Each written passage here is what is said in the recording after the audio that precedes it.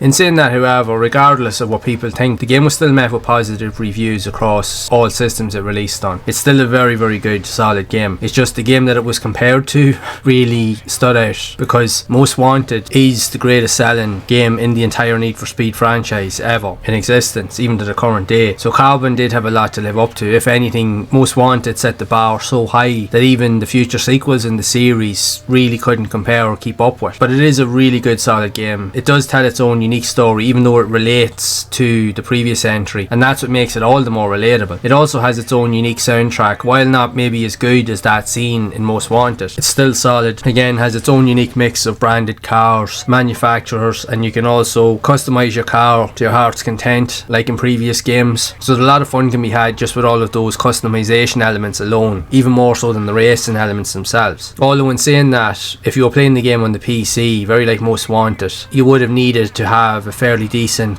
PC that was powerful enough to run the game, because it would have taken up a lot of processing power just to get it running. But still, you had the console alternatives there if you couldn't get the game running anyway. And like in the previous two entries with Most Wanted and Underground 2, you also had the ability to explore the city to your heart's content, and you'll unlock different areas as you progress. Coupled with that were all of the challenge series, quick race and time trial modes, also with the story. There's a lot to do and play here, and plus, like I mentioned at the start of the video, some of the other different formats in which the game was released on would have other unlockable features and elements that you wouldn't get anywhere else either. Yeah, it's a very cool game. If anything, it's probably often underrated and overlooked in many ways because of the overall success of Most Wanted, but it's still a really cool game. It ties in with the story of the previous entry, and in many ways it's probably the last of the really great Need for Speed games, because while a lot of decent games did come out even up in modern times, they didn't really hit the mark. The PlayStation 2 generation is often considered as the greatest era of Need for Speed games, and I would nearly have to agree with that, because in the year that followed in 2007 you would get Need for Speed Pro Street, which I will cover in a future video, that completely moved away from this element to focus on more limited track style races and events, almost more professional style. And while it is a decent title in its own right, it plays very, very differently from the earlier games, as it tries to be more of a simulation kind of style element. The handling and physics are completely different in these games compared to what was seen previously. If anything, Pro Street would later become the precursor to the Need for Speed Shift series that would also release on later systems as well, and they were quite popular to a degree, but not as popular as the street racing element of the Need for Speed franchise. That's why you would see the franchise go back to its roots somewhat with the likes of Undercover and even with later entries in the series, even up to the modern day. But still, very, very hard to capitalise on the success of the PlayStation 2 generation, or that's that generation in general, because the best games essentially in the franchise came out during this time, and they've never really been better since. But in saying that, they're still solid games to play, regardless of which ones you do try, both old and new. They're all worth a try in my book. With that being said, I would love to know your thoughts of Carbon and what do you think of it overall. Do you think it's a solid game? Would it be one of your favourite racing games in the Need for Speed franchise? If so, I would love to hear your thoughts, so be sure to share it down in the comments below. And if you would like to see more content around other Need for Speed games like this that were also released on the PlayStation 2, then you can check out this playlist right here.